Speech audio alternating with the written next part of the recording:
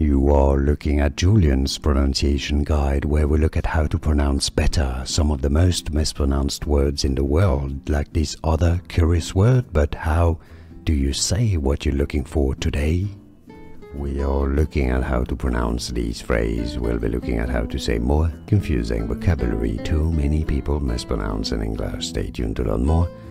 Dumb, dumb, so there's no B there, it's silent.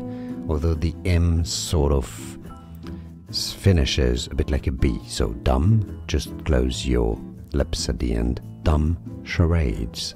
Dumb charades is how you say it, not charades, charades.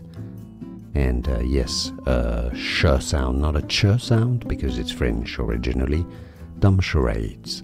And now you know. More videos for you here to learn more. See you there. Thanks for watching.